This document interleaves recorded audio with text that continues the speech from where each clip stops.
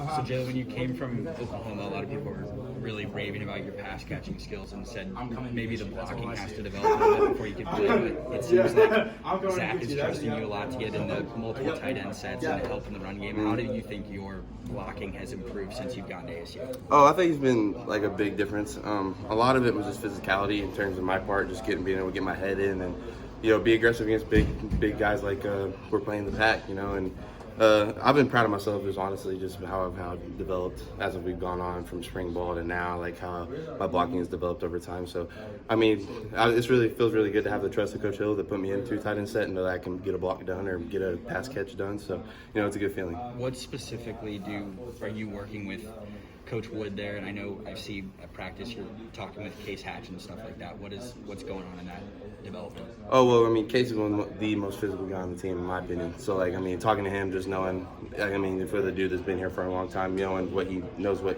he's doing. So, talking to him, just learning steps, learning where to put my hat, where it needs to go, and stuff like that. And then just in terms of talking to Coach Wood, he just wants to make me an all-around player. Like, he doesn't want me to be Jalin Conyers, a tight end that catches passes and then can block. I want to be able to do both on a high level easily. That way I can go and show people at the next level that I can do that at a high level regardless. So.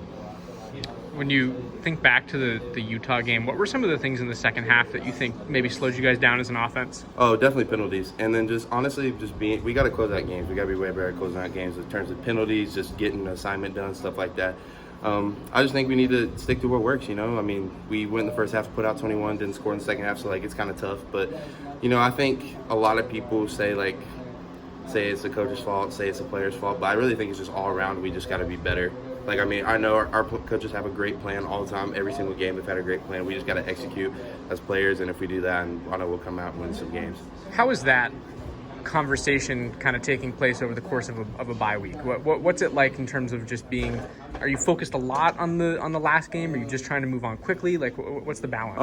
Kind of during the bye week, it's kind of honestly, it was kind of time to get away from football, so we have to think about as much. But I know for a lot of us, it was all on our minds. That was a huge game for us. We can't win in the state of Utah, I guess. But we both the games we lost ourselves though. That was our biggest thing. We knew we lost those games because of us. Going into the bye week, we kind of just had time to think about it, what we did wrong. But now that we're in this new week, we're worried about Washington State. And we're worried about us because we know that.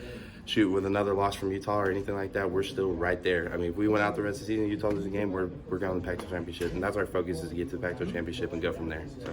What are some of those things that stand out about Washington State when you watch them on film? That defense. They're very experienced. They're all older. If you look at the defense, I don't think there's anyone under a junior or even a redshirt junior. So we're playing a bunch of very experienced guys. They're very fast. They move around. They're very aggressive. For us tight ends personally, they have really good rush tight ends, defensive ends. Number 80, he's a really good rush. And then just in terms of the backers, we just got to play how we know how to play. If we play every game or play how we've played every game in the first half, I think we won the game by 20. So we just got to come out and do what we know how to do, and we'll take care of business, and we'll go from there. When you look at a defense like this one that uses a lot of 2 linebacker stuff, is that kind of a benefit for you as a tight end? Do you look at that and go, this is a huge opportunity for this position group? Yeah, I think I look at every little kink, every little thing that we see. We know that we can take advantage of it in terms of the tight end position. We know what we know how to do and what we can do as a group. Going into this week, we have a couple wrinkles in that we think we're going to be able to do and take care of, and I think it's going to be another week for us, the tight ends and the team in general, another big week for us, and then hopefully me and Kurt can come down with a couple more balls and stuff like that. So talk to me about your first really, on the offensive end anyway, your action in the game. So tell me how the bye week did it affect your flow or rhythm? Or Not really. It was for me, it was kind of time to see family and kind of be around each other and kind of talk about it oh my gosh, I can't believe that happened. But now that we're going back into this week, it's back to work. So me personally, I think last week I showed a lot of what I can do on the field, as a tight end, that I can produce even though I am young and still a little raw. But I think coaches seen that, and they were a lot of Coach Wood said he was very happy for me, very impressed. But he knows I still have a lot of work to do to get to where he knows I can be. So it's just going in every week, getting better every week, and doing what I can to do to help the team. Did you go home during the bye week? Yeah, I did.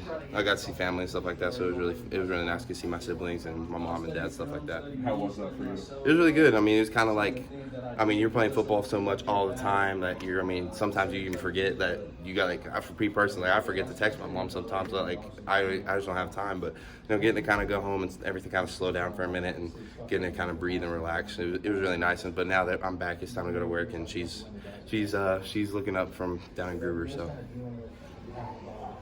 Thank you. no problem.